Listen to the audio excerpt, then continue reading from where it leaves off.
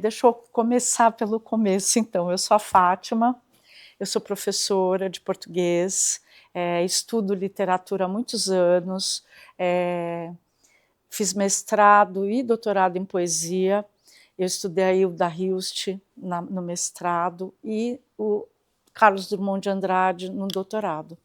Então, eu gosto bastante de poesia. Não conhecia a Narcisa Malha, então entrei em contato com ela por conta do convite aqui da casa, que eu quero agradecer muito o convite que eles me fizeram. Eu sempre venho aqui, trago meus alunos, então eu acho muito legal vir conversar com aluno num espaço totalmente diferente da escola. Acho que a gente aprende muito mais fora da escola, numa voltinha que a gente dá, às vezes é muito mais produtivo e enriquecedor do que o que a escola pode, às vezes, nos fornecer. Tá? Então, eu estou me guiando por esta edição, e porque esta edição é a que segue mais à risca a primeira edição da Brasília, que está na biblioteca lá da USP, na Brasiliana. Tá? Queria começar falando um pouco da Narcisa, certo? Ela é de 1952, morreu em 1924, ela nasceu no Rio de Janeiro, em São João da Barra, mudou com a família dela, quando ela tinha uns 11 anos, para Resende, e viveu em Resende, que é... Você sabe onde é Resende? Isso, ali no Vale do Paraíba, entre Rio, São Paulo e Minas, né? E que é uma região super bonita, se vocês não conhecem, podem ir lá. Não Resende especificamente, mas o entorno, né? Onde tem as Agulhas Negras. E ela viveu lá até os 35 anos. Depois ela se separou, foi para o Rio de Janeiro e foi ser professora no Rio de Janeiro. Mas ela era jornalista, ela é considerada a primeira jornalista mulher do Brasil. Então, ela escrevia periodicamente para os jornais. O pai dela e a mãe, os pais eram professores e tinham uma escola. E a Narcisa, aos 13 anos, ela já ajudava a mãe na escola para ensinar as crianças e tudo mais. Ela aprendeu retórica com o pai, aprendeu latim, francês, né? Então ela era uma pessoa bastante instruída para uma mulher do século XIX, tudo bem? O que eu coloquei aqui, que eu quero ler, é uma fala dela que ela escreveu num artigo publicado em comemoração ao aniversário do Liceu de Artes e Ofícios. E é um artigo falando da mulher do século XIX. Primeiro, antes de eu ler, ela fala que a mulher do século XIX ela sempre estava em desvantagem em relação ao homem, certo? Em relação à instrução, à educação. Enquanto os homens podiam estudar e sempre podiam se elevar, as mulheres não conseguiam estudar, não podiam, eram proibidas e sempre ficavam um patamar abaixo. Tá? Então, quando eles subiam, elas desciam. E aí, ela diz uma coisa que é, então, o seguinte: não é esta, por certo, a missão da mulher moderna na família e na sociedade. Quer dizer, esse papel da mulher que era específico dela, estava predestinado para ela, que era ser uma mulher educada, que se comportava direito no salão, que tocava piano, que sabia prendas domésticas, que ia cuidar dos filhos, ia cuidar da casa, administrar a casa. Não era, por certo, a missão da mulher do século XIX. Tudo bem? Mas para que a estátua tome posse do seu pedestal, para que a mãe irradie todo o brilho de sua dignidade, é preciso educar a menina e educá-la para o amor, isto é desenvolver-lhe a faculdade de sentir, pois sentir é amar o belo, é admirar o grande. Amar o belo na natureza faz o poeta e o artista. E que mal acarretará à sociedade a melodia, a tela ou mesmo a ode de uma mulher? O que é a poesia senão o misterioso e divino elance da alma para o céu sobre a aura luminosa do lirismo? Vejam, é um trecho que ela está falando da mulher, né? Mas ela está falando da poesia. Né? Ela está falando da maneira como ela entende o que é poesia, certo? A poesia é uma capacidade de admirar a grandeza e a beleza do mundo. Né? Então, a gente já percebe aqui que ela é extremamente romântica. Né? Ela é como se eu pegasse e falasse assim: eu estou estudando um poeta moderno, e esse poeta moderno traz dentro da formação dele aquilo que é o modernismo. Uma poeta romântica traz dentro da própria maneira de enxergar a poesia essa visão romântica, né, de o que é a poesia. Tudo bem? Então a gente percebe isso nela.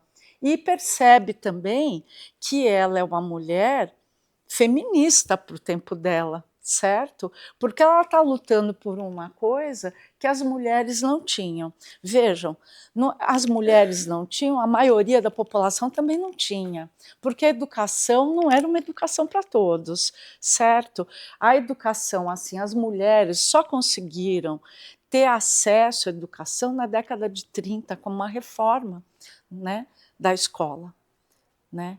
E a democratização do ensino, do jeito que a gente entende hoje, que toda criança precisa ir para a escola, né? A partir de tal idade, porque senão assim, existem problemas legais se a criança não for para a escola. Isso só começa a acontecer na década de 60 do século XX.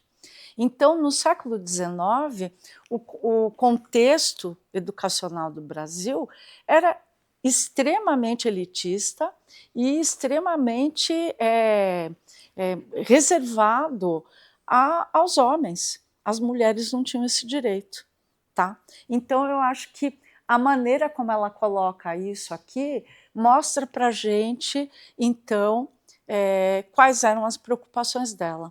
No livro, eu acho que ela não fala muito da mulher, mas eu acho que ela fala bastante de de todas as gerações românticas e dialoga com todas elas. Tá? Eu vou dar uma continuidade aqui. Tudo bem? Posso continuar? Aqui eu coloquei para vocês a primeira edição do livro, porque aqui a gente pode ver como é que foi que o livro foi dividido. Então, na edição da 34 está igualzinha, na edição nesta aqui não está tanto. Mas a gente percebe, então, que o livro se chama Nebulosas, né? E começa com um primeiro poema, né, homônimo, com o mesmo nome, Nebulosas, e depois aqui começa a primeira parte, tá? Eu já coloco daqui a pouco quantos... São 44 poemas o livro, tá? E aí tem a primeira parte, a segunda e a terceira, tá?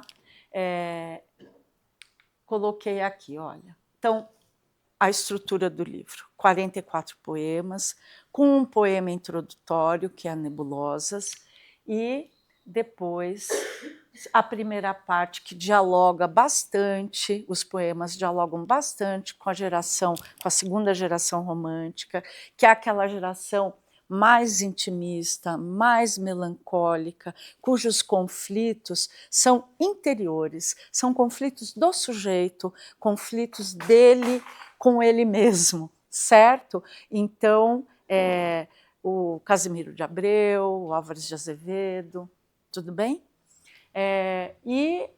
A gente percebe que é uma subjetividade melancólica e é aquele lirismo sabe, do mal do século e tudo mais. Então, eu acho que tem essa marca na primeira parte do livro. Na segunda, ela vai dialogar mais com a primeira geração romântica, tá? Então, tem mais poemas que vão falar do nacionalismo, da pátria, que a gente não pode esquecer que é século XIX, o Brasil tinha acabado de se tornar independente, estava prestes a mudar de modelo político, né, de sistema político de monarquia para república. Ela era uma mulher republicana, entendeu? E então a gente percebe poemas que falam da importância da natureza, certo? De como essa subjetividade lírica entende a natureza, tá? E fala da terra natal também. Aí vai falar de Resende, vai falar de Itatiaia, vai falar certo, dos lugares que a Narcisa morou. E a terceira parte vai dialogar mais com a terceira geração romântica, que é a do Castro Alves, que é a geração mais combativa, e aí então a gente vê uma mudança do sujeito da luta introspectiva, passa a ser uma luta social, certo? Do sujeito com o mundo, do sujeito se deparando com as injustiças do mundo, com a escravidão, tá? Então, de quem oprime e quem está sendo oprimido. Tudo bem? Tá? Então, é isso.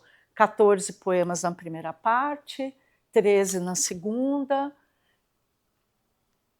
16 na última, na terceira. Tá? Eu não perguntei quem leu o livro aqui. Eu não sei se alguém aqui chegou a ler o livro.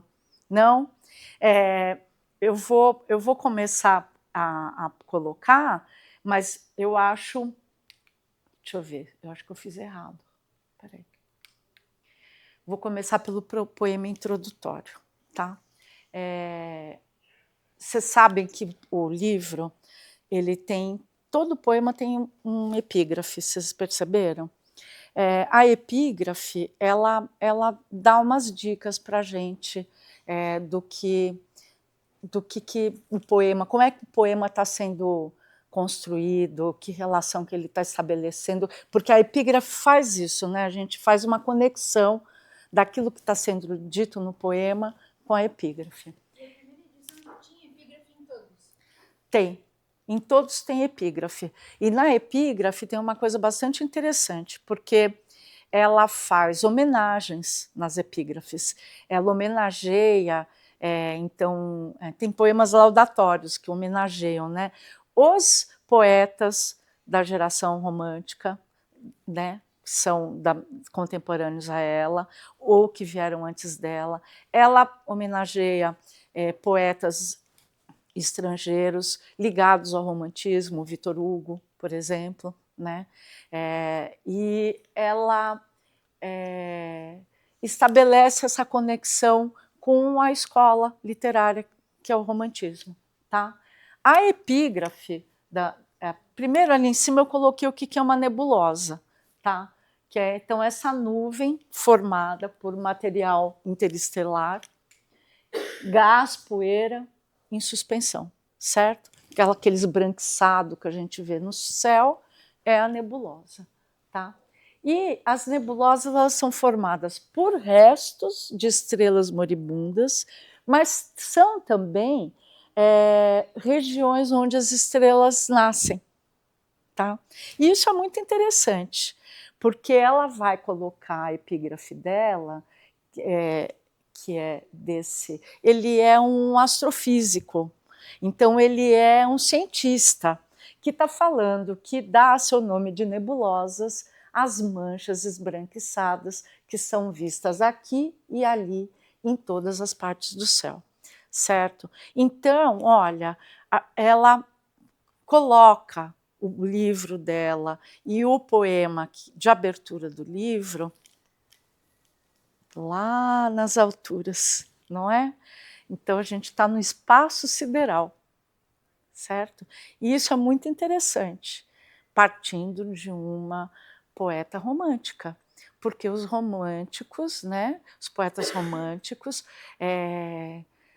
gostavam, certo, de observar e fruir ao momento certo da grandeza da natureza, da imensidão, é aquele sentimento de sublime, né, que é muito tratado, se vocês quiserem estudar depois, olha, pega o Hegel, pega a estética do Hegel, ele fala um monte de coisa muito importante sobre o romantismo. Então, esse sentimento de sublime, de arrebatamento da alma. Então, a gente está chegando, está aqui com um eu lírico que ele quer ser arrebatado, ele quer se inspirar naquilo que foge, certo, daquilo que é a dor e o sofrimento que ele sente em oposição àquilo que é o ideal e que é o belo e que o torna mais íntegro, mais sujeito. Tudo bem? Então existe realmente esse desejo de ideal. E esse desejo de ideal, do absoluto, das galáxias, da natureza grandiosa, é também um desejo de morte, certo? Porque é uma integração com o todo, e essa integração com o todo também é um desejo de morte. Tudo bem? Aí, certo, toda a melancolia, todo o sentimento assim de perda, né? De perda disso que é você ser um sujeito que traz dentro de si a totalidade, o todo, né? Que nós somos seres finitos, que temos dentro de nós a infinitude, né? Isso é muito romântico também, tá? Vou continuar. Tudo bem, gente? O poema. Vocês conseguem ler? Eu vou ler aqui, porque aqui eu acho que vai ficar. Eu vou ler aqui, no livro.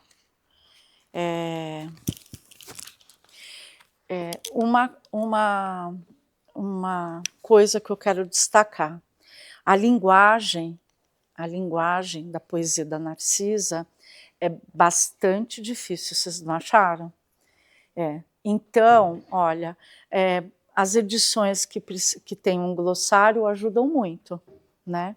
Porque são palavras, assim, umas muito, muito fora do que a gente está habituado a ver, a ler, e umas muito da época, tá?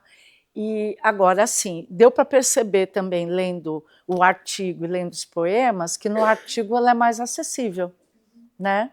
Deu para ver, né? Eu comecei esse livro 3 vezes e as 3 eu perdi o gás no caminho. E a gente esquece os poemas, não esquece?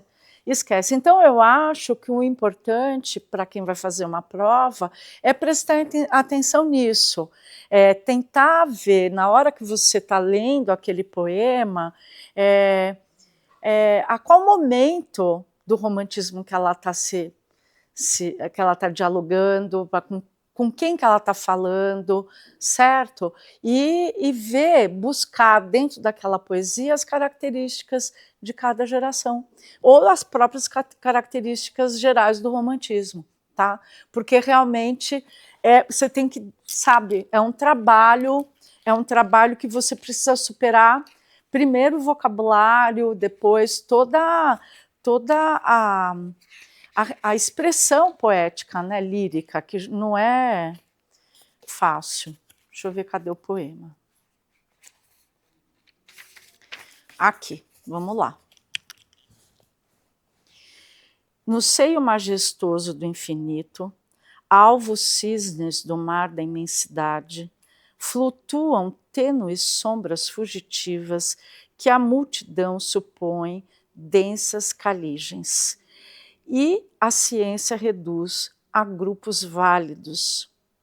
Vejo-as surgir à noite entre os planetas, como visões gentis a fluxo dos sonhos. E as esferas que curvam-se trementes sobre elas, desfolhando flores doiro, roubam-me instantes ao sofrer recôndito. Quer dizer, vejam, ela está contando para a gente, o sujeito lírico. Vou também fazer essa distinção, porque aqui está tão próximo, mas o sujeito lírico ele é uma voz inventada pelo poeta. Não necessariamente é o poeta, tudo bem? Mas aqui é muito, sei lá, muito geminado, né? Mas mesmo assim é só para a gente fazer essa distinção. Então, olha, ela está contando que ela está admirando, certo? Contemplando o céu. E nessa contemplação, ela vê as nebulosas, certo? E isso faz com que, por alguns instantes, ela esqueça o que ela sente de dor, o que ela sofre. Tudo bem?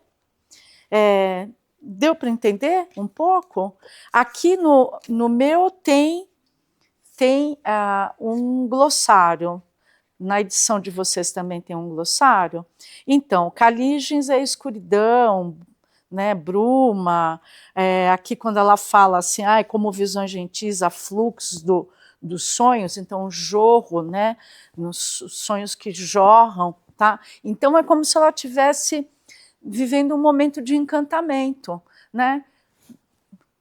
Uma noite estrelada, né? Que você vê aquele céu impossível de ver aqui em São Paulo, mas quando a gente vai para um lugar mais afastado, a gente consegue ver, é essa visão grandiosa de um céu estrelado em que você pode ver a nebulosa.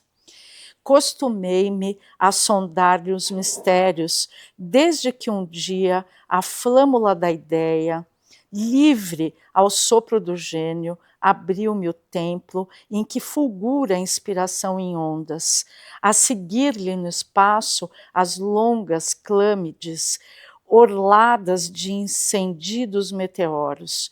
E quando da procela o tredo arcanjo desdobra na amplidão as negras asas, meu ser pelo teísmo desvairado da loucura debruça-se no pélago. Então, ela continua descrevendo para a gente qual que é a sensação que ela tem, certo? De observar o céu e as nebulosas. Ainda ela está na descrição, mas a gente percebe que aqui, né, ela já vai trazendo o poeta, é o poeta que está dentro daquele espaço, tá? Porque a gente vai perceber daqui a pouco que esse poema é um poema que vai falar da criação, tá? É um poema que vai contar para a gente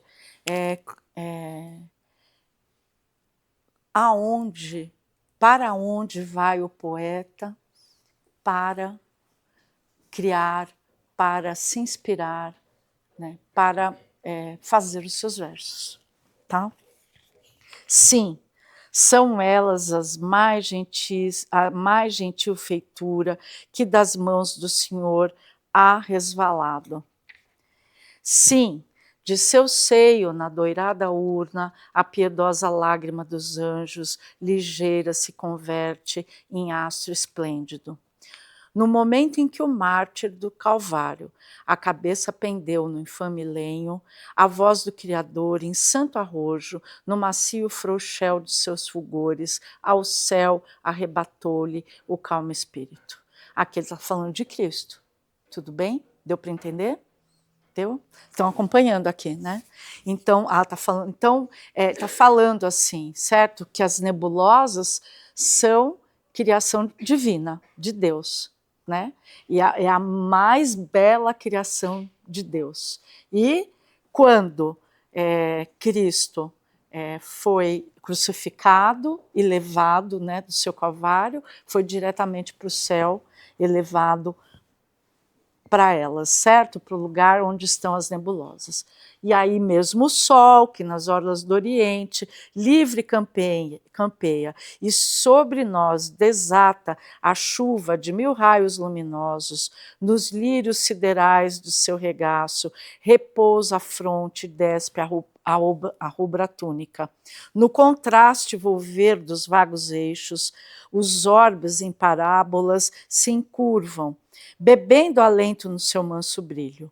E o tapiz movediço do universo, mais belo, ondeia com seus prantos fúlgidos. Tudo isso para dizer para a gente que essa natureza, que esse espaço é um espaço que acolhe, é um espaço, certo, que cuida, tudo bem?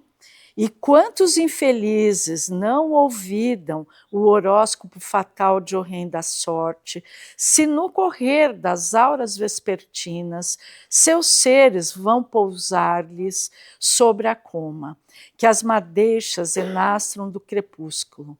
Quanta rosa de amor não abre o cálice, ao bafejo inefável das quimeras, no coração temente da donzela, que da lua ao clarão, dourando as cismas, lhe segue os rastros na cerúlea abóbada.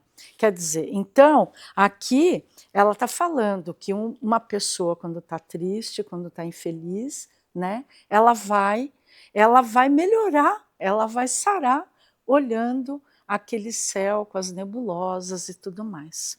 E uma ideia de que essa história falava isso. É. Eu passei por isso várias vezes. Eu vou te dizer que eu também, certo? Porque vou falar para você, poesia é assim, a gente lê e só fala, ai meu Deus, o que é isso? Não é?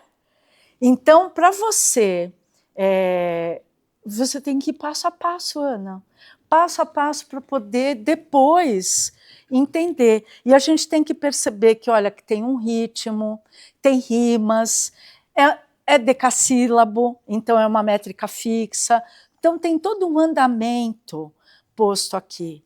A Narcisa era uma moça de instrução, tocava piano, aprendeu retórica com o pai, então ela traduzia escritores franceses, escritoras, então ela tinha esse domínio técnico.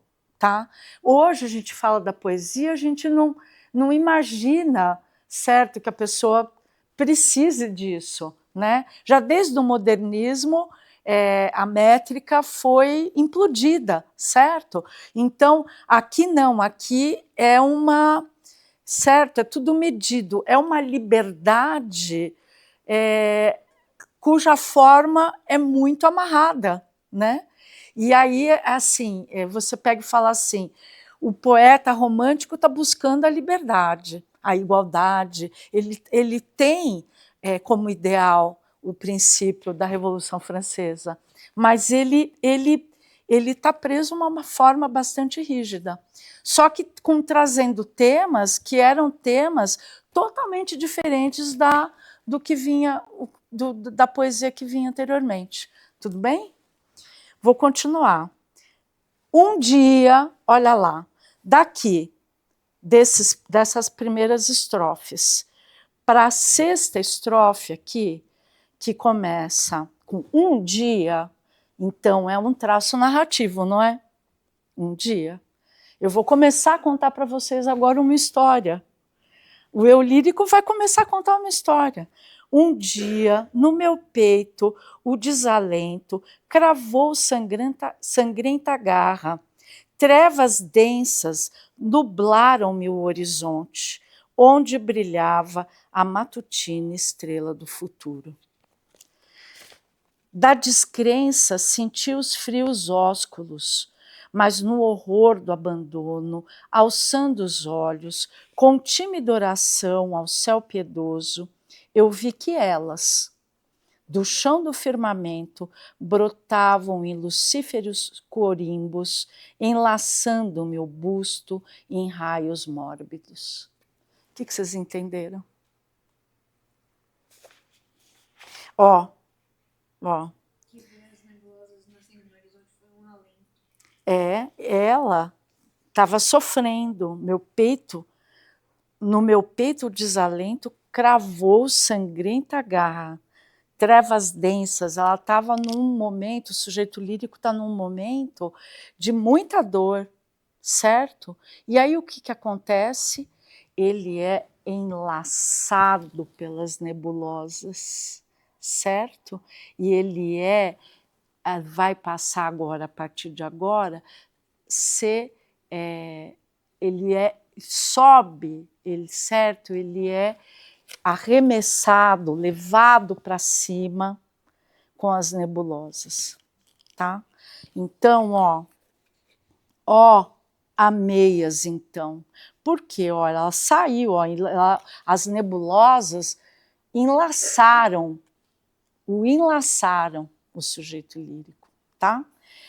Ameias, então, sobre a corrente de seus brandos, notívagos lampejos, audaz librei-me nas azuis esferas, inclinei-me de flamas circundada sobre o abismo do mundo torvo e lúgubre.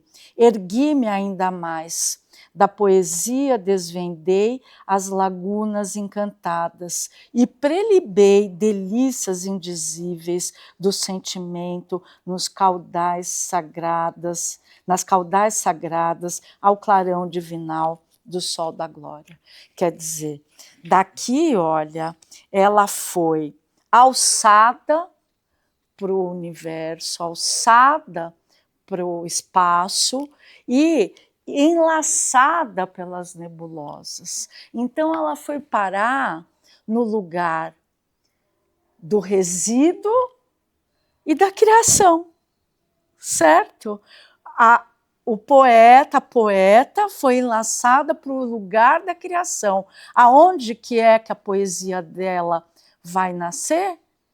Lá, na criação dos astros, aonde está o espaço sideral, onde está o resíduo das estrelas, certo? Tudo bem? É bonito, não é bonito? É uma imagem bonita, é uma imagem muito bonita, porque ela sai de um espaço de dor, de um espaço de estranhamento, de um espaço de incompletude, para um lugar onde ela vai ter a possibilidade de integração com o espaço sideral. É como se ela tivesse a oportunidade de se unir à totalidade. E ao estar unida à totalidade, o que vai acontecer? Ela vai poder, inspirada, viver a experiência do Vati, a experiência quase profética da poesia. Então, não é a experiência da razão, é a experiência da sensibilidade, né? E aí, nesse ponto, ela é bem ligada e associada às ideias românticas. Tudo bem? O poema fica bonito, não fica? Fica. Quando a gente entende, fica muito mais bonito, né? Faz muito sentido também pelo fato dela pegar cientistas e pensar de uma forma mais lógica pela ligação do Big Bang, né? Da criação, de onde tudo começou e tudo mais. E é muito interessante porque ela pega e fala: a minha experiência não é a do cientista. O cientista, ele está pensando a observação dele é uma observação racional. Aqui, a observação, ela é emocional, ela é do sentimento, ela é tomada por isso, né? Então, é como se ela tivesse se entregado àquele instante, amorosamente, que é o que ela fala lá, que eu coloquei para vocês também como uma epígrafe, certo? Da educação para o amor, para a sensibilidade. Olha que legal a gente ser educado para o amor, para a sensibilidade, para a arte, certo? Para a expressão, e não para o mundo mecânico, racional, objetificado, né? É uma integração. Aqui a gente percebe que ela é uma integração. E por isso que eu penso que o título do livro é o título do poema introdutório, e por isso que eu estou tanto tempo nele, tá? Depois a gente vai fazer uma coisa um pouco mais rápida para falar dos outros, tudo bem? E são menores também, tá? Aí, olha só o que acontece. Então, olha, ela, lá em cima foi, né, que ela gestou, engendrou, gerou a poesia dela.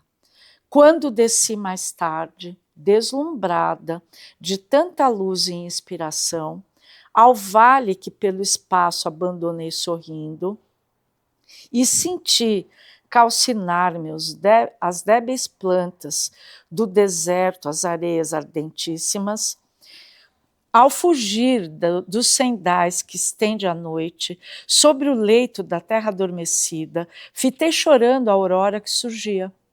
E ave de amor, a solidão dos ermos, povoei de gorjeios melancólicos. Por que é melancólico? Porque ela voltou. Ela voltou. Então, olha o movimento. O primeiro movimento é de ascensão. Depois ela desce outra vez. E na hora que ela desce de novo para os vales, que ela volta de novo para a terra, aí o sentimento de melancolia e de perda, certo? Sabe que a melancolia é um luto não realizado, porque você fica com aquilo, com um espaço vazio, né? Daquilo que você sente falta, mas você não elaborou a perda. Então você fica melancólico porque você não conseguiu elaborar a perda daquilo que você tinha e não tem mais, né? Isso é muito duro, né? Aí, olha, assim nasceram os meus tristes versos, que do mundo falaz fogem as pompas.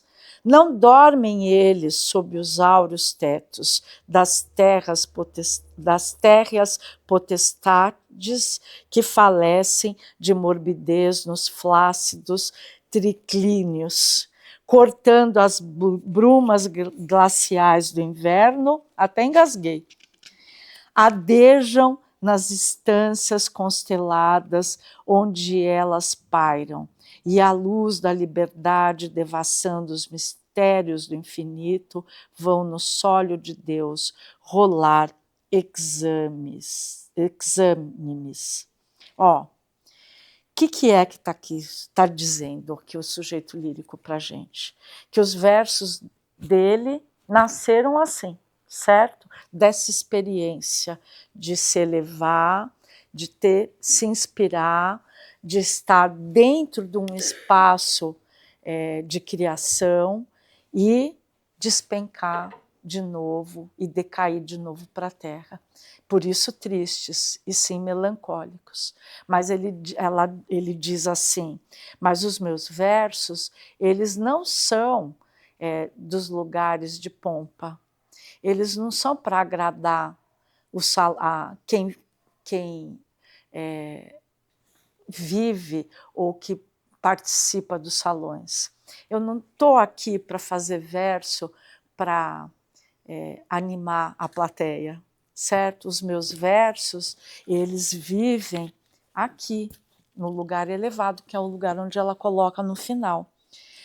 Olha, eles adejam nas estâncias consteladas, quer dizer, eles vivem lá, eles vão ficar esvoaçando, eles estão, olha, aqui em cima com elas. Quem são elas? As nebulosas, tá? Então, eles pairam, eles são livres, eles são do espaço da liberdade, tá? E eles eles podem viajar, eles podem circular pelo infinito, certo? Tudo bem? Tá? Aí aqui, olha, vão no sólio de Deus rolar exânimes. Ó, vamos ler, traduzir? Vão no trono de Deus rolar desfalecidos. Quer dizer, eles vão se desmanchar no espaço do divino, da infinitude e da divindade. Bonito, né? Bonito. Deu para entender agora? Deu? Vocês vão conseguir. Então, olha, esse louvor da natureza, né? E essa natureza, que é uma natureza do eu, é uma natureza subjetiva que mistura o de fora com o de dentro, né? Não é uma coisa exterior que eu estou vendo aqui, vou descrever aquela árvore. Ela é toda cortada pelo olhar do sujeito, certo? Ela é tomada, a natureza é tomada pela subjetividade. Tá bem? Essa primeira parte é diferente da segunda parte do humanismo, né? É. Mas isso tem um pouco, não é só melancolia, mas Não, tem mais coisa. geração também, né? Tem alguns sim. Se, tipo, a Brecht joga um texto e fala pra identificar qual geração, tá bem misturado essa. Eu acho que está um pouco misturado. Mas se você olhar, por exemplo, os títulos, né? Olha só os títulos, a gente pode colocar aqui. Eu coloquei acho que 2 poemas dessa primeira parte. Certo? Olha, voto que fala da mãe, certo? E que está ligado, assim, que dialoga com Álvares de Azevedo. Saudade, que dialoga com Casimiro de Abreu, certo? Que são poetas da segunda geração romântica, certo? Aflita é uma referência e um diálogo com o primeiro marido dela. A Narcisa casou com 13 anos de idade. E o primeiro marido dela a abandonou depois de 4 anos. Então, ela foi abandonada. E aí o Aflita, de quem ouve, eu vou ali e já volto, entende? Nunca mais voltou. Então, eu acho assim que tem muito dessa poesia mais intimista. O Casimiro de Abreu não é melancólico, mas esse poema dela trata dessa perda da infância. Então, a gente percebe que nessa primeira parte tem esse traço mais da segunda geração. Não que não seja, eu não vou lembrar agora, Neila, né? Neila. Eu não vou lembrar agora, mas eu acho que a grande maioria, até pelos títulos, certo, estão mais próximos à segunda geração, tá? Vou mudar aqui para a gente ver qual que é o outro que eu coloquei. Qual que é? É o... não, aqui é só o restinho que eu não coloquei. Melancolia, conflito interior, morte, sentimento exacerbado, segunda geração romântica, tá? Isso é muito, gente, é muito esqueminha, tá? Não é tão... Mas vamos lá. Eu coloquei os Saudades e a gente vai conversando um pouquinho.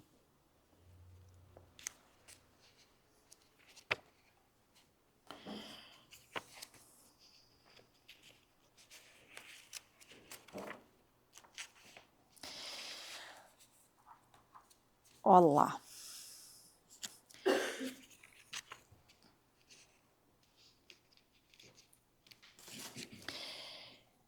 Saudades. Meus funerários gemidos vão legando a imensidade, um vasto arcano à tristeza, um canto eterno à saudade. Carlos Ferreira. Então a epígrafe já tem um tom de melancolia, né? De tristeza e de saudades. Tenho saudades dos formosos lares onde passei minha feliz infância, dos vales de dulcíssima fragrância, da fresca sombra dos gentis palmares.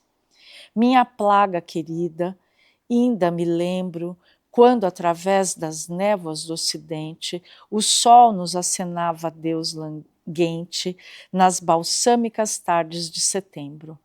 Lançava-me correndo na avenida que a laranjeira enchia de perfumes, como escutava trêmula os queixumes das auras na lagoa adormecida. Eu era de meu pai, pobre poeta, o astro que o porvir lhe iluminava. De minha mãe, que louca me adorava, era na vida a rosa predileta.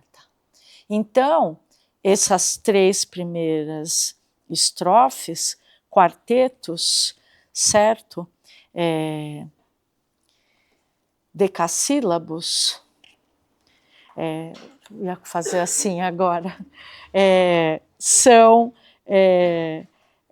falando, rememorando a infância, né? Uma infância feliz, que vai nos remeter aos meus 8 anos do Casimiro de Abreu, certo? Ai, que saudade que eu tenho da aurora da minha vida, da minha infância querida, que os anos não trazem mais, tudo bem? Só que no Casimiro de Abreu, a toada continua a mesma, ele continua com essa lembrança e essa memória positiva da infância. Enquanto aqui, no poema da Narcisa, a gente já começa aqui a outra estrofe com uma adversativa, né? Mas tudo se acabou. A trilha olente não mais percorrerei desses caminhos, não mais verei os míseros anjinhos que aqueciam na minha a mão algente. Correi, ó minhas lágrimas sentidas, do passado no rórido sudário. Bem longe está o cimo do Calvário e já as plantas sinto tão feridas. Ai, que seria do mortal aflito que tomba exangue a provocação cruenta? Se no marco da estrada poeirenta não divisasse os gozos do infinito? Abrem-me na alma as dores da saudade, um sulco de profundas agonias. Morreram-me para sempre as alegrias, só me resta um consolo, a eternidade. Tá? Então, a segunda parte do poema já não é uma infância, não é a rememoração de uma infância querida, né? A saudade inclui aqui um momento de dor, de lágrimas e de desesperança, né? Porque a única saída ou a única coisa que ainda a reserva é reservado a esse sujeito lírico pela dor é assim, encontrar o infinito e a eternidade. Não é isso que está dito aqui? Esse é mais claro de entender, né? Não é tão complicado. Né? E ele tem essa associação com a segunda geração, desse lugar, né? Dessa poesia tão doce, às vezes até tão pueril do Casimiro de Abreu, né? De falar da infância como um momento assim de ouro também, né? E aqui ela perdeu isso, então ela não pode mais resgatar esse momento e sofre por conta disso. Então, da memória, da rememoração da infância, o que a gente tem aqui, certo, é uma constatação de que das dores, o que vai restar, a única coisa que vai poder acontecer é esperar, né, a infinitude, que de uma certa maneira é uma alegria, né? É pensar na morte não como um fim, mas como um encontro, ou um religar-se, né? Um religar-se, que é isso que toda religião promete, não é? A religação, né? Religião, religar-se com o infinito, né? E aqui o sujeito coloca nessa penúltima estrofe, se no marco da estrada poerente não divisasse os gozos do infinito. Então, de ter de novo essa experiência de gozar a sensação da infinitude, que acontece, é muito interessante, porque é o gozo, né? É a mesma sensação do enlace amoroso, não é? O gozo é um enlace amoroso com a totalidade, certo? E a eternidade, então, a morte. Tá bem? Tudo bem? Vamos para o outro? Falando do luto dos pais? Será? Porque assim, a gente não tem como saber, mas olha, ela coloca aqui os pais na quarta estrofe e aquilo tudo acabou, certo? Se for verdadeiro ou não, a gente aqui no texto, aquilo tudo acabou. Então, realmente, ela não tem mais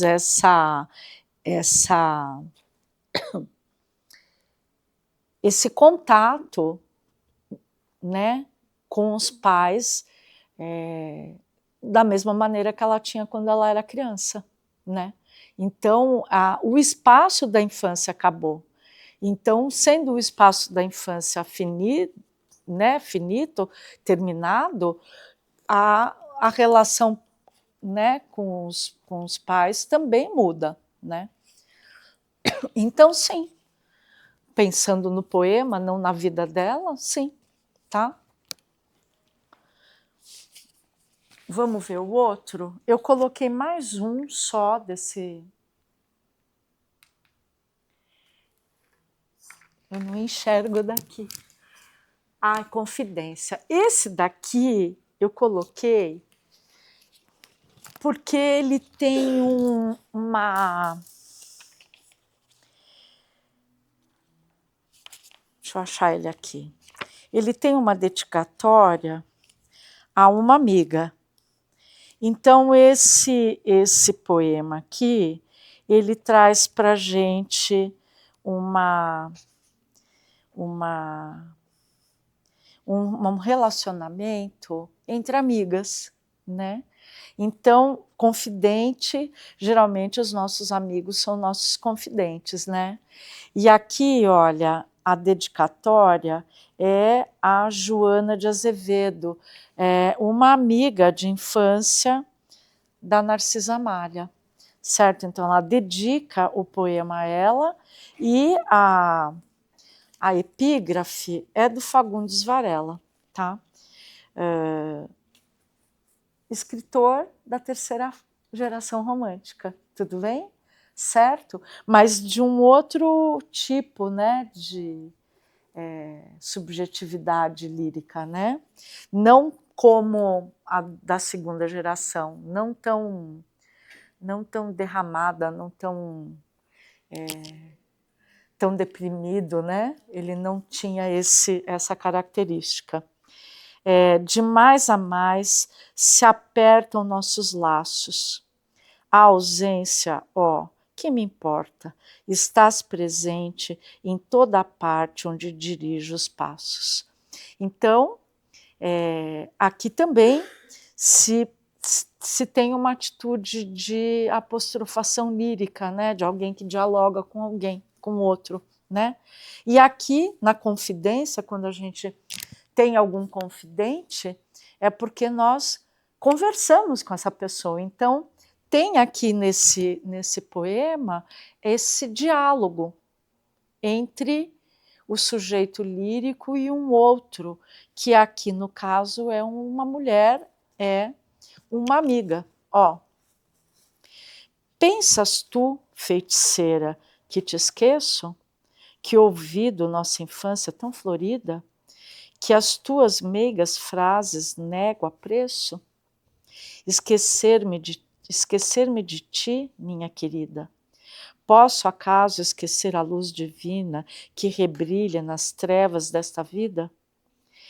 Era esquecer a lúcida neblina que nas gélidas orlas de seu manto extingue a febre que meu ser calcina. Esquecer o orvalho puro e santo que a campânula curva a calma ardente, dá mais viço e fulgor, dá mais encanto. Esquecer o cristal liso ou tremente que me retrata a fronte pensativa. Esquecer-me de ti, anjo temente. Ouço-te, a voz na langue patativa, que em trinos desfalece ao vir do inverno. Contemplo-te na mimosa sensitiva. Sem ti não tem o sol um raio terno. Contigo o mundo tredo é paraíso, e a taça do viver tem mel eterno. Ó, envia-me ao menos um sorriso, dá-me um sonho dos teus doirado e belo, que bem negro por vir além de viso, que a existência sem ti é um pesadelo.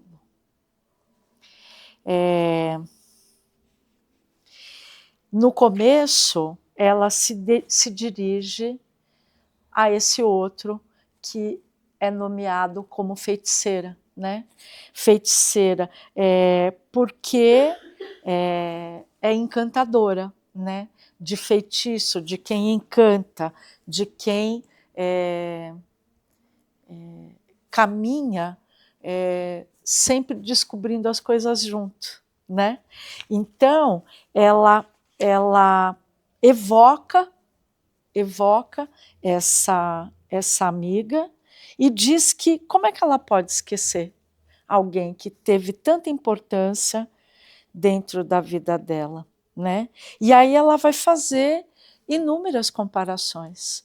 Esquecer, olha, na terceira estrofe, esquecer da amiga era esquecer a lúcida neblina. É como se ela esquecesse parte daquilo que ela vivenciou taticamente, né? Tem uma coisa sinestésica de você sentir a presença do outro na própria atmosfera, né? Isso tem a ver com a questão, porque como ela era de Resende, né? Resende lá no museu, lá bem perto, aí tem simplesmente e tal, seria talvez uma palavra isso? Pode ser, ó, vamos fazer assim, Resende está aqui embaixo, as agulhas negras estão aqui em cima, né?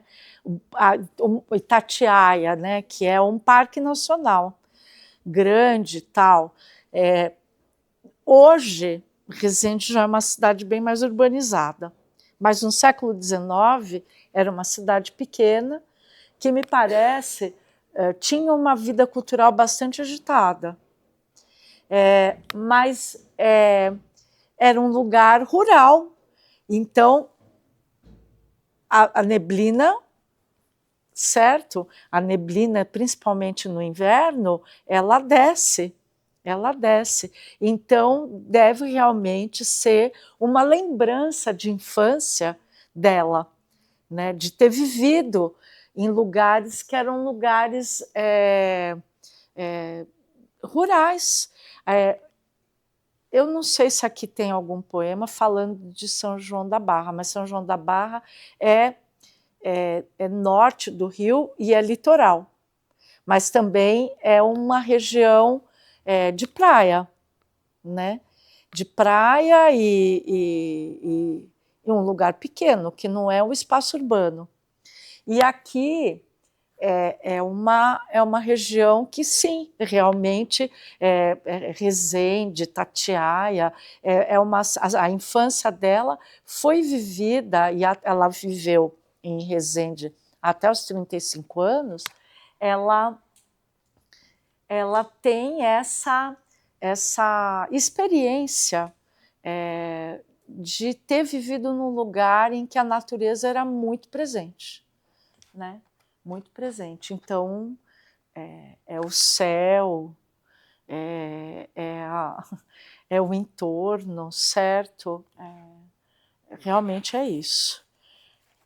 A quantidade de vegetação que ela descreve nesse poema é impressionante. Um monte de morfologia diferente de planta. Eu olhava os glossários e falava, nossa, é botânica essa moça.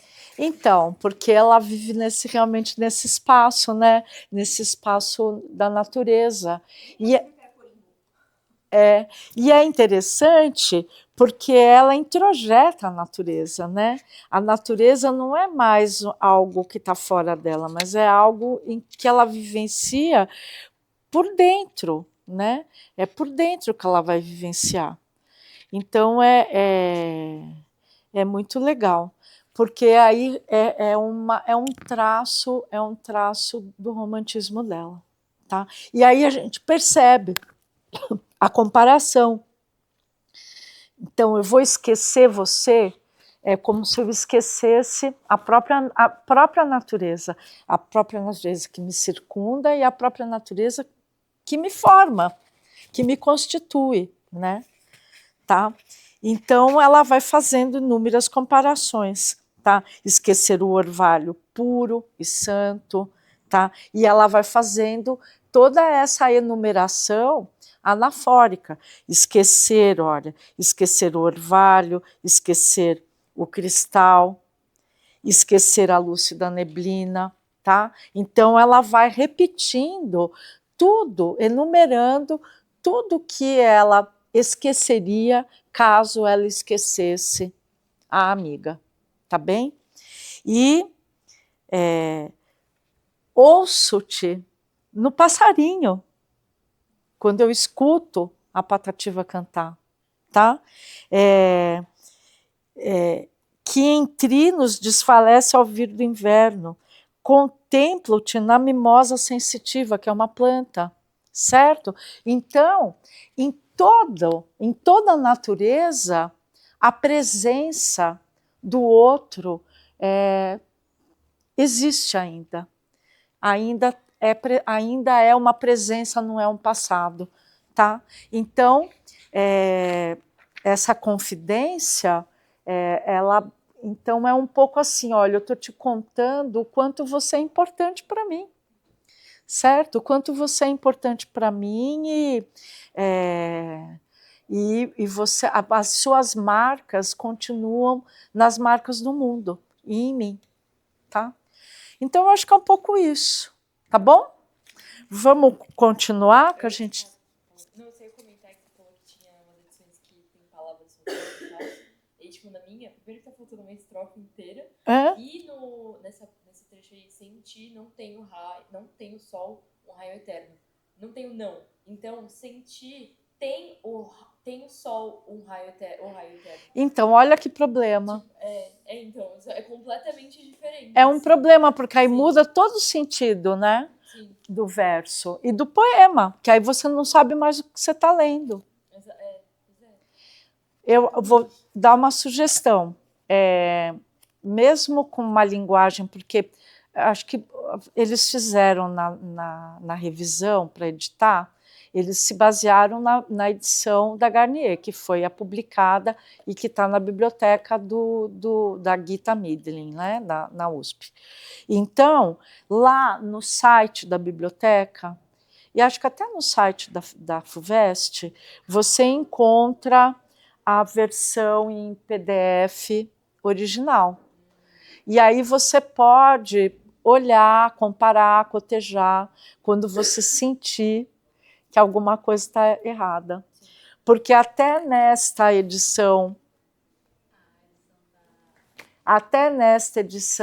também tem falhas, eu vi, tem falhas nos versos, então fica assim, você perde o sentido daquilo que você está lendo, tá? Então, assim, quando você ficar com alguma dúvida, fala, deixa eu olhar.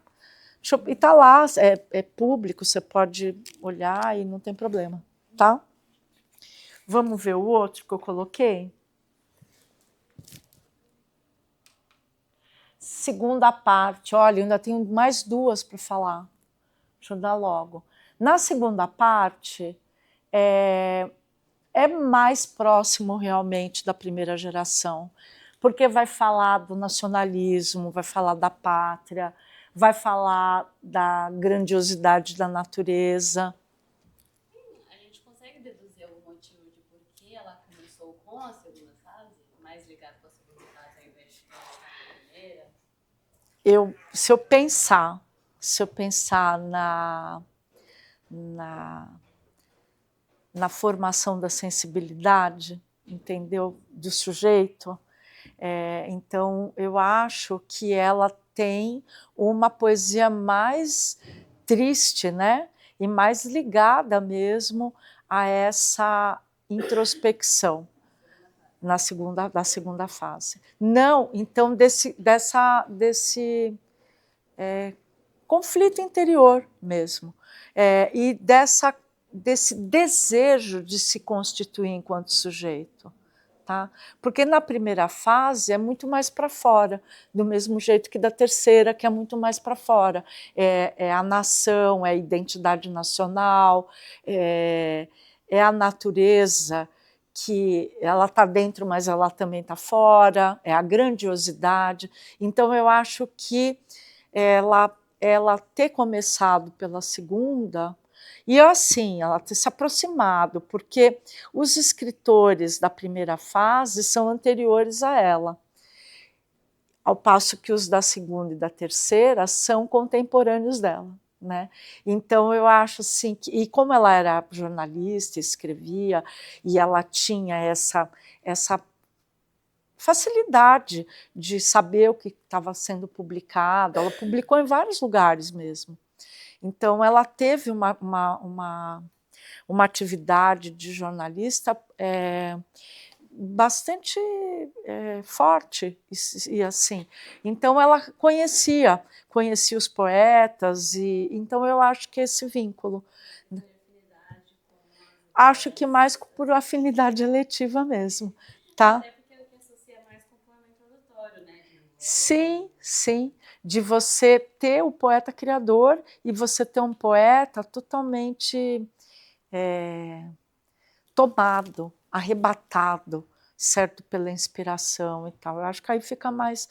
Não que os outros não tenham. Puxa, falar que o Gonçalves Dias não era arrebatado, nem o Castro Alves, não. Puxa, aquilo tudo é a expressão deles, né? De como eles... Mas assim, não só isso, porque o Castro Alves não fez só poemas abolicionistas, mas a gente percebe que é muito mais menos como é que eu posso dizer, menos assim, reprimido, deprimido, né? É mais para fora, né? É um amor assim mais carnal, né? Do Castro Alves, né? Ao passo que dos românticos da segunda geração é sempre um ideal quase inalcançado, né? Não tem a ver com a vida dela ter sido tão horrível no começo? Não no começo, mas... A vida dela, num certo sentido, foi uma vida bastante difícil, né? Assim, ela era uma mulher instruída que se casou 2 vezes. Com 13 anos, o cara foi embora. Com 13 anos, Ana, era muito natural, pelo que assim, as mulheres se casarem bem novas. O marido dela, o primeiro, tinha 18 anos, certo? Então, ele também não era um idoso, digamos assim. Ela não se casou, ela com 13, com um homem de 30, entendeu? Ele tinha 18 anos e era de uma família tradicional de Resende. Mas ele era um bom vivant, entendeu? E ele não tinha, assim, apreço a nenhum compromisso. E ele a abandona. Depois, nas apresentações, a gente fica sabendo que uns anos depois ele morreu. Mas ele a abandona, e aí, aos 28, ela se casa de novo com o segundo marido, que tem uma padaria. E ela já tinha publicado o livro dela, que ela publicou em 1872, né, com 20 anos. Então, ela casou com 28, já fazia 8 anos que ela tinha publicado. E ela mantinha uma produção poética de escrever em jornais, de publicar e tudo mais, junto com a atividade que ela desenvolvia de professora com a mãe e com o pai. E o marido dela, enciumado, começou a difamá-la, a dizer que os poemas dela não foram escritos por ela. E ela promovia saraus, tocava piano e tal. Ele a proibiu de participar, de fazer os saraus, e ela foi trancada em casa, a trancafiou. Então ela rompeu com ele e se separou e foi embora para o Rio de Janeiro com a filha de 5 anos. Ela teve uma filha com ele, ela foi embora com a filha. E aí ela prestou concurso público e foi ser professora, certo? Foi ser professora primária, e aí a produção poética dela deixou de existir um pouco, entende? Ela publicou ainda, mas ela não publicou mais nenhum livro, ela publicou em jornal, e aí ela foi arrefecendo, foi perdendo a força, ficou doente, teve problemas cardíacos, e ela viveu até os 72 anos, que para a época dela é bastante tempo. E para um poeta romântico é muito tempo até, porque eles morriam com 20 e poucos anos, 30, certo? Só que assim, olha, a gente pode pensar que ela teve uma morte em vida, né? Ela, enquanto poeta, teve uma morte em vida, né? Porque ela não deu continuidade àquilo, porque aí a vida a atropelou, porque é bem aquilo que a Virginia Woolf fala, sabe? Para você escrever, para você ser poeta, você precisa ter uma condição material para isso, sabe? Você não vai cuidar dos seus filhos, limpar a casa, certo? Cuidar da sua vida corriqueira, trabalhar e nas horas vagas ser poeta. Não rola. No século XIX, que nem uma grande lava tinha. Não rola, entendeu? Não acontece isso. Então, eu acho que a gente pode até considerar que a vida dela dura, certo? Teve essa característica de não ter tido continuidade. E aí eu acho que também aí a gente pensar por que ela não virou uma poeta canônica, né? Ou por que a poesia dela não se desenvolveu mais. Porque você é poeta de um único livro. Você não desenvolveu a sua capacidade, a sua sensibilidade de escrita, tá? Eu acho que isso é importante, né? Principalmente nesses debates, eu vejo assim que na apresentação, em alguns momentos, as apresentadoras colocam uma limitação por ser mulher, entendeu? Que existe, mas existe por ser mulher, mas é porque também a vida, né, deu uma rasteira nela, tá? Sobre as divisões entre as partes,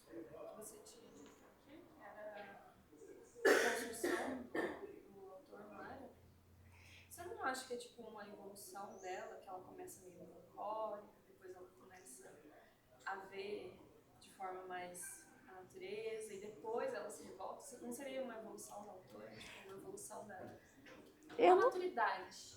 Olha, Neila, ela tinha 20 anos quando ela fez este livro, né? Eu também tenho 20 anos. Então, mas ela tinha 20 anos e ela devia viver tudo isso misturado, né? Porque ela era praticamente uma adolescente quando ela fez. Ela publicou, ela tinha 20 anos. Então, quando ela levou os originais para serem publicados, ela tinha 19, ela, né, demorou um ano para ser publicado. Então, ela foi fazendo isso. Você pode pensar, né, que ela podia ser, quando ela era mais adolescente, né? Dos 15 aos 18. Dos 13, ela já escrevia com 13.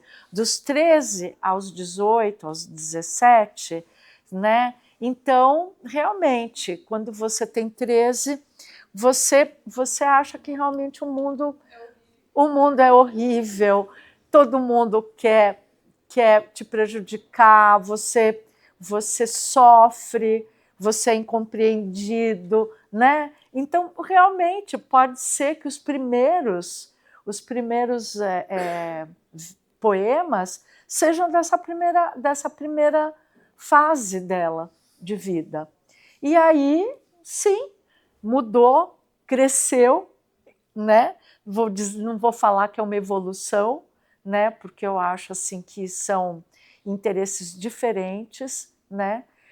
A primeira geração romântica estava buscando essa cor local, essa identidade nacional. Então, eu acho que ela também foi influenciada por eles, né? Porque ela lia muito. Ela lia muito os escritores brasileiros e os estrangeiros, e ela traduzia. Então, ela foi influenciada por todos eles. Numa certa medida, ela mimetiza, né? Ela mimetiza a escrita deles, ela mimetiza a concepção de poesia e de vida e de mundo que eles tinham, né? Tá? Então, eu acho que essa organização veio um pouco disso, sim. E quando ela está um pouco mais velha, que é a terceira parte do livro, a terceira geração, ela está par e passo com eles, né? Eles são contemporâneos dela. E o Castro Alves morre um ano antes dela publicar. Então, tem um poema dedicado a ele, em que ela dialoga com ele já morto, né? Falando, esperando que ele possa ouvir o lamento dela, a ode dela, certo? Na eternidade, onde ele está e tudo mais, tá? Então, eu acho que é um pouco isso, tá? Talvez seja até a questão também, não sei, de começar no mais pessoal e depois aumentar. Então, começar nas experiências dela, na infância, depois ir para a pátria, para a noção de nação, na segunda parte. Sim, sim, eu acho. Vamos ver aqui o que eu coloquei. Qual esse? 25 de março. Eu vou pôr o primeiro e depois eu volto para esse. Eu vou só comentar. Tá? Vou comentar já, vai, o 25 de março, não vou ler.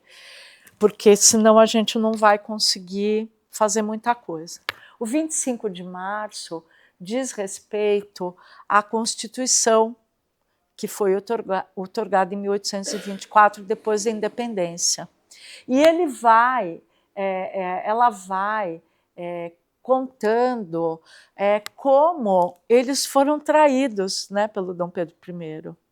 Então, ela se sente traída pelo Dom Pedro I e ela conclama a todos a se rebelarem. Tá? Então, aqui nesse poema, tem esse traço nacionalista, né? Ela, republicana, conclamando a todos a se unirem contra uma Constituição que não é do povo, uma Constituição que não fala ao povo. Deixa eu ver que página que ele está, e eu vou ler um trechinho só. Porque a gente está quase 10 para meio-dia, é isso? A gente vai poder passar só um pouquinho, né? Tudo bem? Deixa eu ver.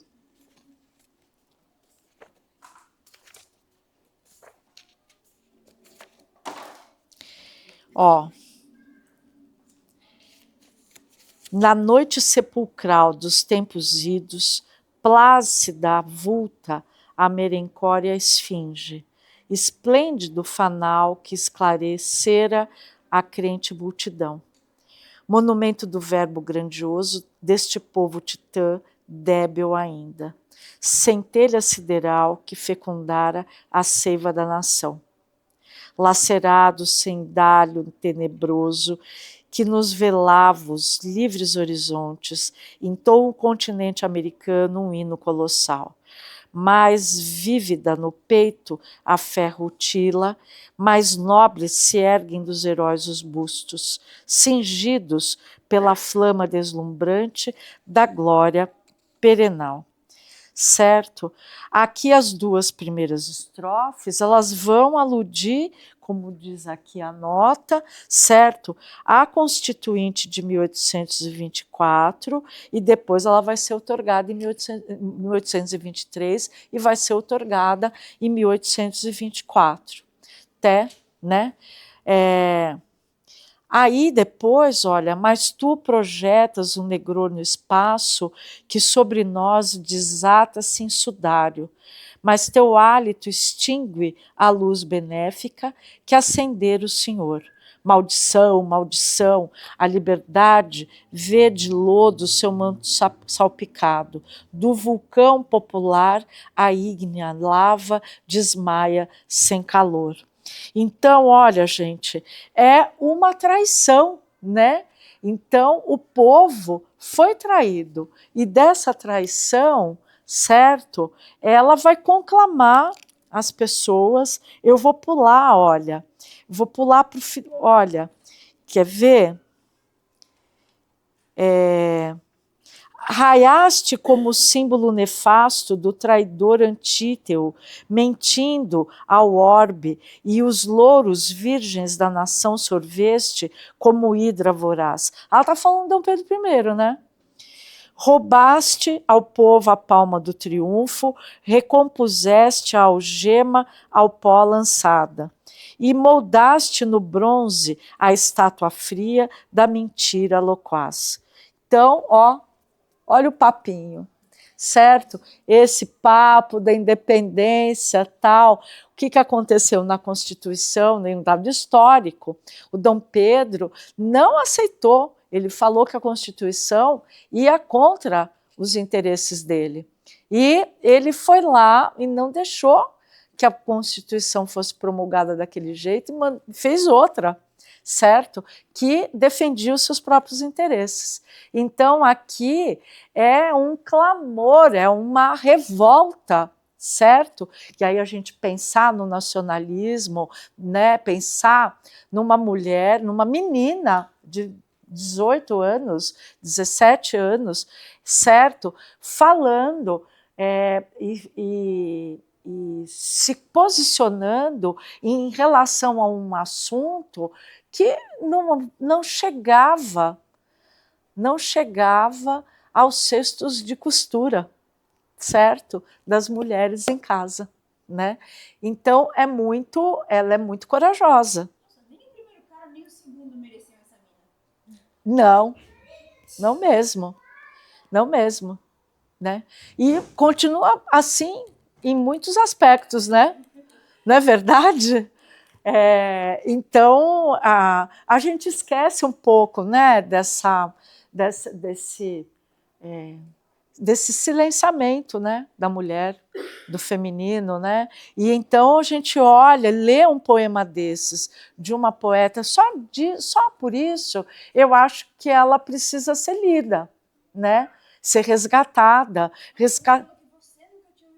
Não, é resgatar uma poeta que tem traz dentro da coragem dela uma história da mulher no nosso país, né? Eu acho que aí tudo bem, certo? É uma poeta maior, menor, porque aqui o Antônio Cândido, que foi o único crítico que eu vi, eu achei, que a cita. O Machado de Assis também falou que ela era... O Machado de Assis escreve, né, um artigo. Tá, aqui nessa edição tem um artigo inteiro dele.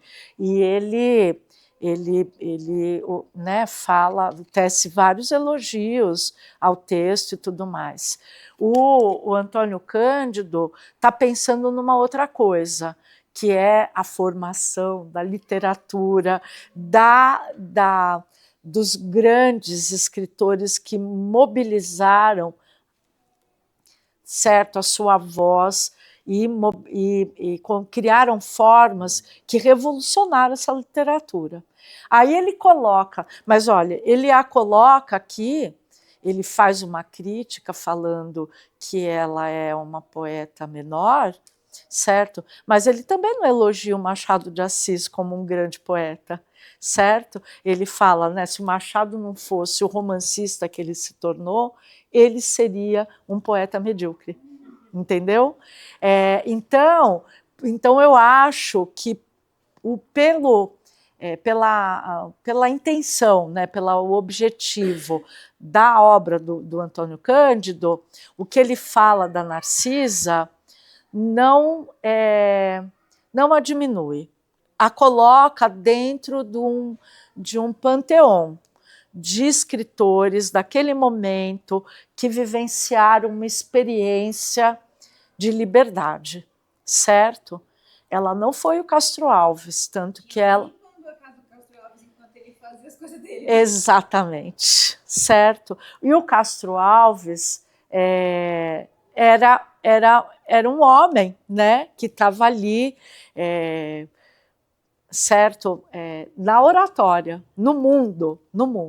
E ela estava no mundo, mas é assim, entende? É dentro do espaço da casa também, né?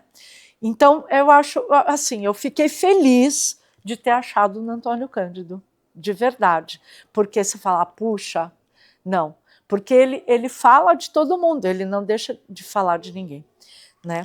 Então, eu acho bom, sabe, é uma crítica negativa, mas é uma crítica que não a apagou, não a apagou.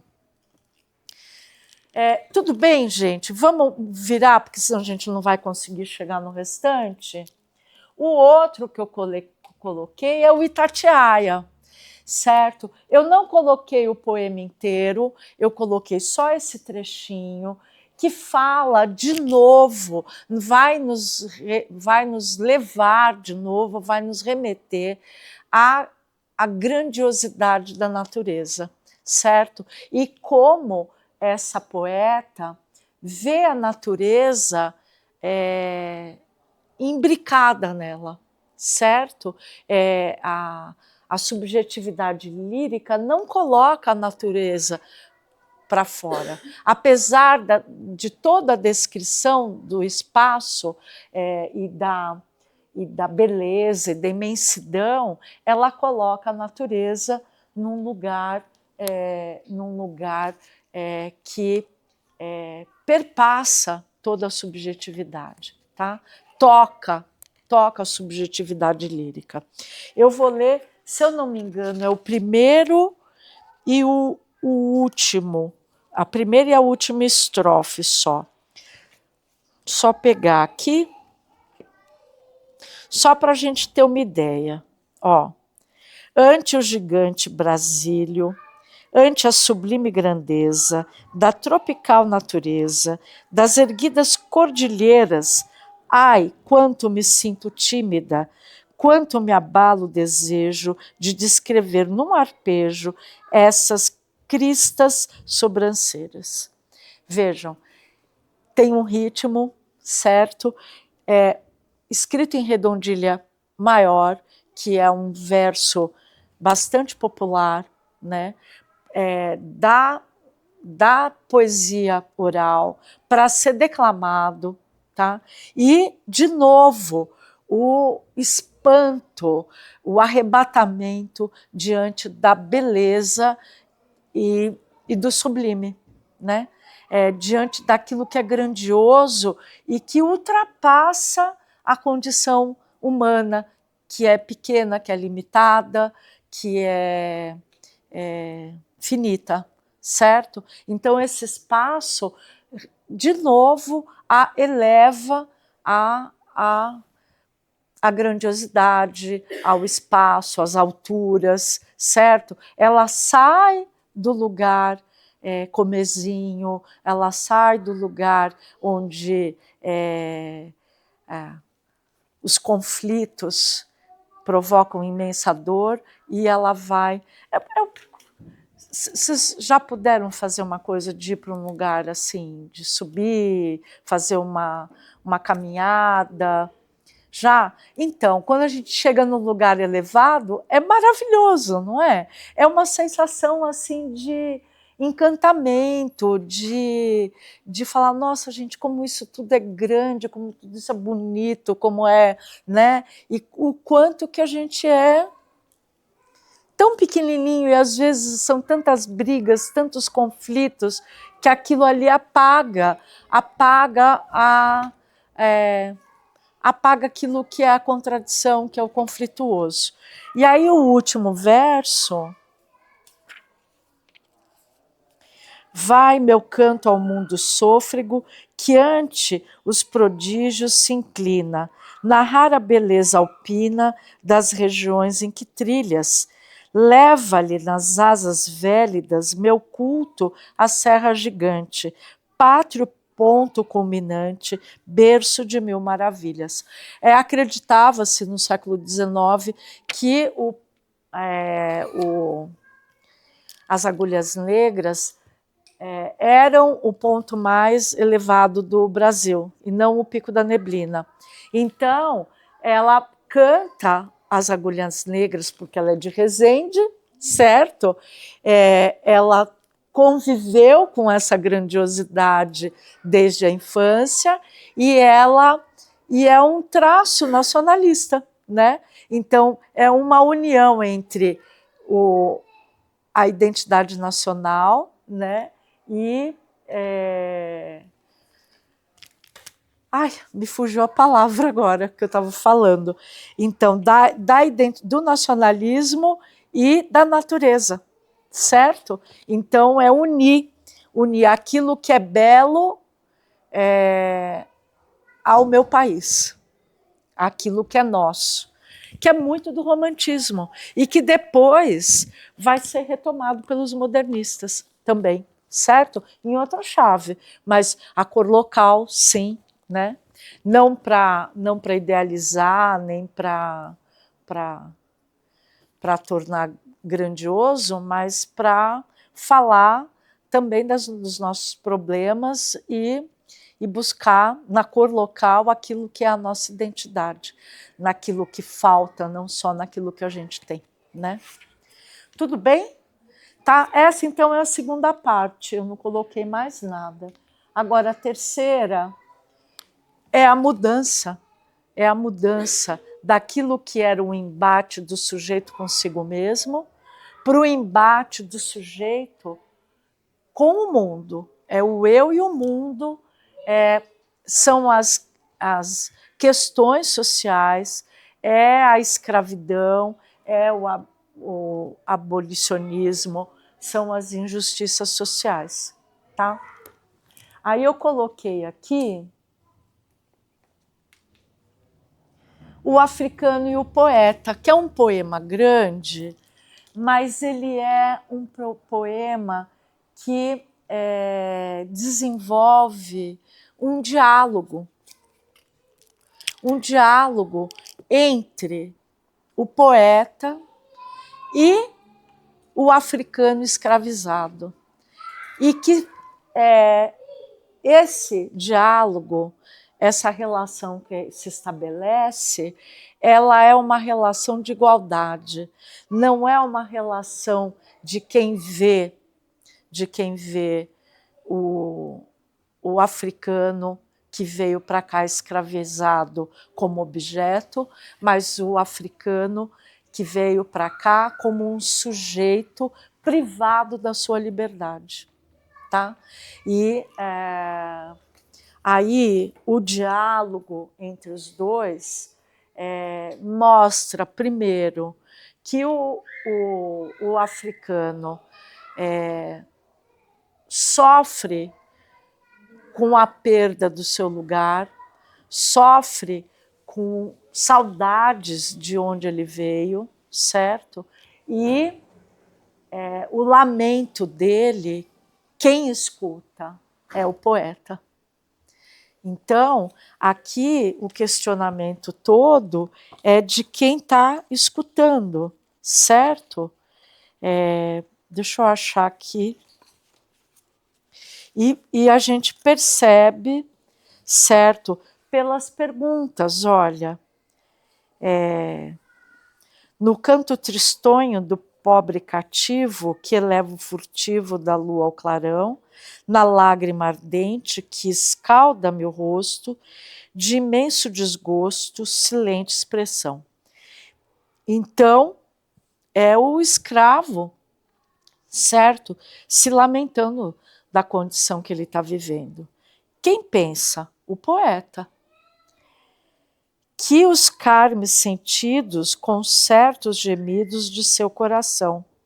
Aí aqui o diálogo, né, a abertura para que o escravo, certo, o africano diga quem ele é, de onde ele veio, certo? Deixei bem criança meu pátrio valado, meu ninho embalado, da Líbia no ardor. Mas esta saudade que em túmido anseio lacera-me o seio, sulcado de dor. Então ele contando. Então, olha, vai intercalando. Ora o africano, ora o poeta. Então, é uma conversa, é um diálogo. Ora um, ora outro, vão contando um para o outro o que é essa experiência de dor e de escravidão e quem está percebendo isso, quem pensa, quem sente, quem quer, quem vê, tudo bem? Então, olha, e aí, por último, quem que vai, olha, depois de quem viu, quem sentiu, quem, né? Porque é o poeta que é o farol que está aqui, porque a gente não pode esquecer que o poeta, no romantismo, ele é alguém elevado, alguém escolhido, alguém que é profético, que ele está assim, olha, é como se ele conseguisse sentir todas as dores. É como se ele fosse ali, ele tivesse sido posto ali para ser um para-raio daquilo que está acontecendo, né? A antena que vai captar tudo que está acontecendo ao seu redor. E aqui, o que está acontecendo ao seu redor, dói nele também, mas dói é a dor do outro que ele está sentindo, não é a dor dele, certo? Então, é uma comoção. Eu me comovo com a dor do outro, eu sou solidário com o outro. Tudo bem, gente? Tá? Ainda escrevo de um jeito que, se bem sucedido, proporciona que muitas outras pessoas também sintam a dor, né? Sim, sim, porque não é a mesma coisa É uma coisa oratória, porque a poesia dessa geração tem isso de oratória, mas é diferente do Palanque. Tem a elaboração da linguagem aqui, certo? Que faz com que a sua sensibilidade seja mais... você consiga alcançar a sensibilidade do outro com os recursos que são da poesia. O poema inteiro estava escrito em pentassílabos, que é a redondilha menor, né? Então, são versos, são estrofes populares, porque também era uma característica do século XIX. A poesia não era feita para ser lida, a poesia era para ser declamada, falada. E a gente sabe o poder, né, da palavra quando ela é declamada, é muito diferente, né? Tudo bem? Posso continuar? Eu coloquei mais um. Aqui eu acho que não tem mais nada que eu possa... Qual que é esse daqui? Hã? Esse daqui, por exemplo, o sadness, que é tristeza, né? Ele destoa um pouco dessa divisão, né? Dessa divisão de poesia social, poesia de temática social escravocrata, né? Ele vai para um outro lado, que é esse poema que o Machado de Assis comenta, né? Que fala que a voz dessa poeta não é de alegria, de tristeza, né? Meu anjo inspirador não tem nas faces as tintas coralíneas da manhã, nem tem nos lábios as canções vivaces da cabocla pagã. Não lhe pesa na fronte deslumbrante coroa de esplendor e maravilhas, nem rouba ao nevoeiro flutuante as nítidas mantilhas. Meu anjo inspirador é frio e triste, como o sol que enrubesce o céu polar. Trai-lhe o semblante pálido do antiste o acerbo meditar. Traz na cabeça estema de saudades, tem no lânguido olhar a morbideza, veste a clame de eril das tempestades e chama-se tristeza, né? Então, a gente percebe assim que a poesia dela, né, ela vai falando aqui, né, ela não tem isso, não tem aquilo, né? E ela é constituída daquilo que são as perdas, aquilo que marcou esse sujeito lírico pela dor, né? Se a gente pensar que o Mário de Andrade falou que a gente aprende pela dor, né? Numa carta que ele escreveu para o Carlos Drummond de Andrade, ele diz, né, que é pela dor que o impacto é maior, né? E é que a gente para sentir, para a gente se transformar, crescer, mudar, lutar, né? Pela minha dor e pela dor do outro. E aí, nesse ponto, tem uma certa associação com a dor do escravo, a dor do africano, né? Então, eu acho legal, porque ela está falando, então, que o que alimenta a poesia dela é a dor, tá?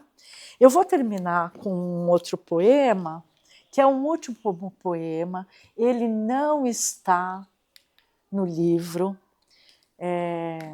ele é de 1886, mas é um poema que eu gostei muito, está nessa edição aqui. Ele foi publicado no Diário Mercantil aqui de São Paulo e eu achei ele muito interessante porque ele não é um poema de alguém resignado, tá? Então, é mais um traço dessa mulher do século XIX que não abdicou da luta, tá? Porque sou forte. Dirás que é falso. Não, é certo.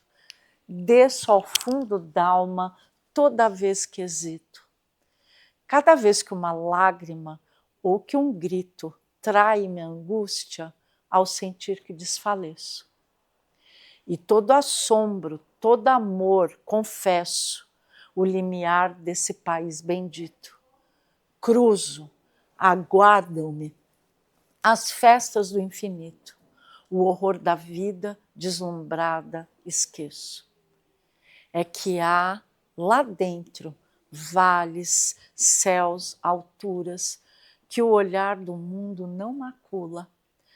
A terna lua, flores, queridas criaturas. E sou em cada mouta, em cada gruta, a sinfonia da paixão eterna. E eis-me de novo forte para a luta. É bonito, não é? É muito bonito, porque é isso. O mundo dá um monte de tapa, o mundo agride. Mas aqui dentro de mim, tem um mundo, tem uma natureza que não é maculada pelo mundo exterior.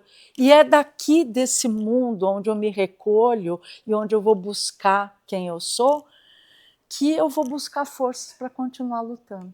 E isso é muito bonito e é uma mensagem muito bonita para todas as mulheres do século XIX, do XX, do XXI, né?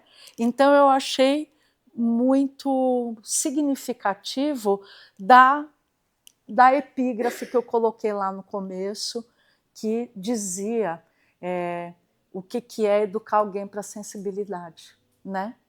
Tá? E eu vou encerrar a minha exposição aqui.